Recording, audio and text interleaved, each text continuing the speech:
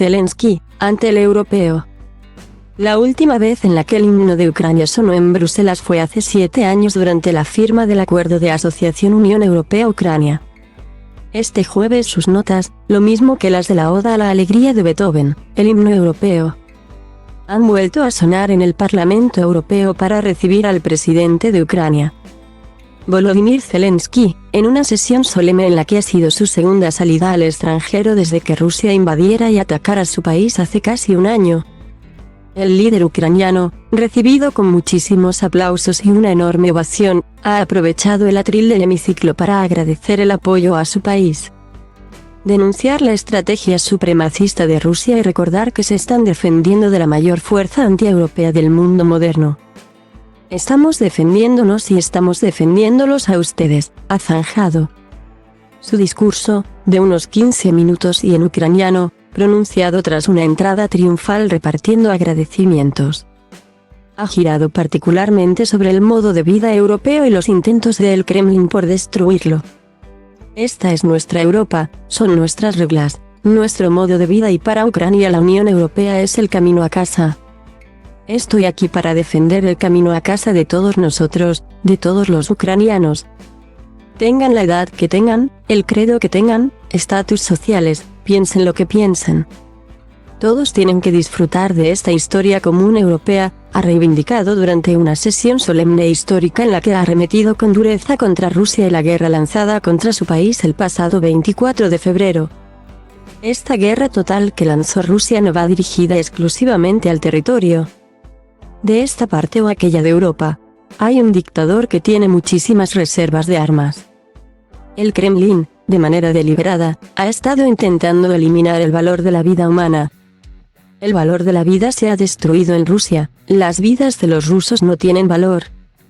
Solo las de los que están en el Kremlin, ha denunciado ante un pleno absolutamente lleno, reivindicando como respuesta a Europa, la paz y seguridad como precondición para que el sueño ucraniano se cumpla. Estoy orgullosa de decirle que la Casa Europea de la Democracia y sus miembros, nuestra Unión Europea, siempre estarán con usted, le ha respondido la presidenta del Parlamento Europeo durante una breve presentación. Entendemos que no solo están luchando por sus valores sino por los nuestros y eso nos convierte a todos en europeos. Ha recordado urgiendo a los gobiernos europeos a honrar el sacrificio ucraniano no solo con palabras sino con hechos. Los estados deben considerar, rápidamente, como siguiente paso, el suministro de sistemas, de misiles, de largo alcance y de los aviones que necesitan para proteger la libertad que demasiados han dado por sentada. Nuestra respuesta debe ser proporcional a la amenaza, y la amenaza es existencial, ha reclamado Roberta Metsola, la primera presidenta de una institución europea en visitar Kiev el año pasado. La de este jueves con Zelensky ha sido una sesión solemne sin intervención de los grupos políticos, aunque la conferencia de presidentes, que reúne a los presidentes de los grupos políticos, ha emitido un comunicado en el que reafirma su inquebrantable solidaridad con el pueblo de Ucrania, su apoyo a la independencia, soberanía e integridad territorial del país y su satisfacción por los esfuerzos realizados por el gobierno de Zelensky para acercarse a la Unión Europea en el marco del proceso de adhesión. Confiamos en que se cumplan todas las condiciones necesarias para que las negociaciones de adhesión comiencen lo antes posible, señalan los presidentes de los grupos políticos, que también hacen hincapié en su voluntad de hacer todo lo posible para que los responsables rusos rindan cuentas por los crímenes de guerra y las atrocidades cometidas en Ucrania.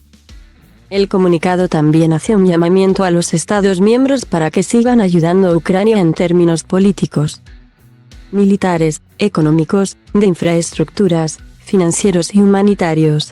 Ucrania debe ser apoyada mientras se defiende de la continua, ilegal y brutal guerra de agresión rusa. Hacemos un nuevo llamamiento a los estados para que aumenten y aceleren su asistencia militar, el suministro del equipo militar y los sistemas de defensa necesarios y la formación de las Fuerzas Armadas ucranianas, reclaman los grupos. El presidente de Ucrania agradece durante la sesión solemne de la Eurocámara el apoyo de la Unión Europea y defiende el modo de vida europeo. El presidente ucraniano aterrizaba poco antes de las 10 de mañana en Bruselas en el avión presidencial de Emmanuel Macron procedente de París, donde se encontró este pasado miércoles con el dirigente francés y el canciller alemán Olaf Scholz, tras una primera visita a Londres, hasta el aeropuerto, para recibir al mandatario de Ucrania. Se han desplazado el primer ministro de Bélgica, Alexander De Croo, y los presidentes de la Comisión Europea, Ursula von der Leyen, y del Consejo Europeo, Charles Michel, que le ha recibido posteriormente para la intervención de Zelensky ante el Consejo Europeo. Ha participado hasta ahora en 6 ocasiones pero por vía telemática para participar en persona en una sesión de trabajo dedicada a Ucrania y mantener encuentros bilaterales con los distintos dirigentes europeos. Además de la situación en Ucrania, la agenda de los 27 también incluye otros 2 grandes debates que dividen a los 27, el primero, el plan industrial planteado por Bruselas hace unas semanas para relanzar la competitividad europea y hacer frente al proteccionismo de terceros países como Estados Unidos o China, y el segundo, la política de asilo e inmigración.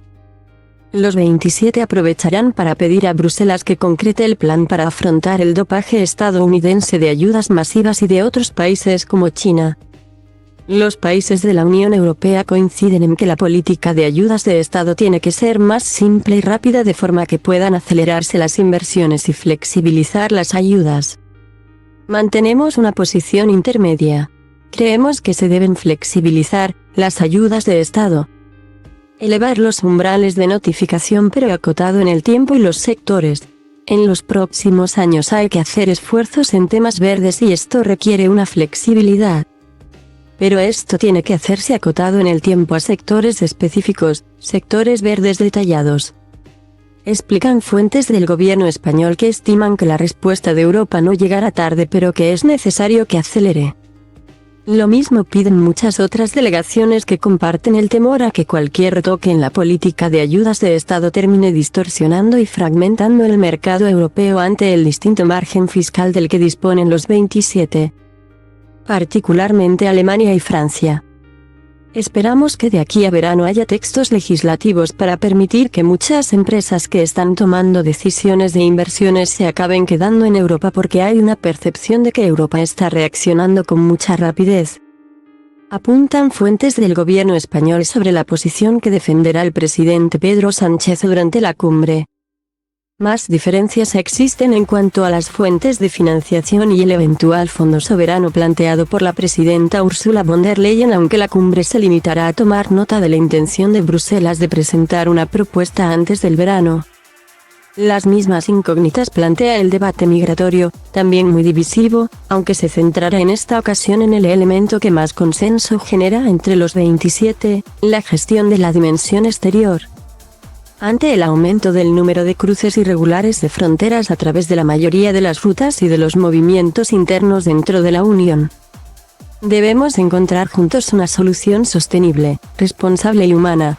Propongo que nos centremos, en particular, en la dimensión exterior de la migración, reforzando nuestra acción exterior, mejorando los retornos y las readmisiones, controlando mejor nuestras fronteras exteriores y luchando contra la trata y el tráfico ilícito.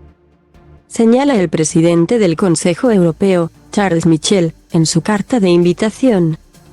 El borrador de conclusiones parte de la base de que se trata de un problema europeo que requiere una respuesta europea y coincide en la necesidad de acelerar los retornos de inmigrantes ilegales a partir de la cooperación con los países terceros y el refuerzo en el control de las fronteras con el apoyo de la agencia Frontex. A petición de algunas delegaciones, el borrador aboga por movilizar fondos europeos para apoyar a los Estados miembros a reforzar sus capacidades de control e infraestructuras, medios de vigilancia y equipamientos. Un compromiso que para algunas delegaciones significa vía libre para financiar la construcción de vallas. Hasta ahora, el Ejecutivo comunitario se había negado a financiar con fondos europeos muros en las fronteras, pero son varios los países que presionan, con Austria a la cabeza, para reforzar de esta forma el control fronterizo en fronteras tan problemáticas como la de Bulgaria y Turquía. Uno de los problemas que tiene es porque no dispone de una valla y no puede controlar apropiadamente su frontera con Turquía. Apuntan un alto cargo diplomático que insiste en que cuanta más efectividad haya en los países de entrada, menos riesgo de movimientos secundarios habrá dentro de la Unión Europea. España defenderá en el Consejo Europeo el valor de la cooperación con terceros países y los beneficios de la colaboración y la prevención. Desde España somos partidarios de incentivos positivos mejor que negativos al tratar con terceros países. Los incentivos negativos se vuelven contra nosotros. Introducir condicionalidad o restricciones al tema de los visados, por ejemplo, como castigo para que haya más control de la inmigración irregular y haya más retornos. Por nuestra experiencia no creemos que ayude, apuntan fuentes del gobierno.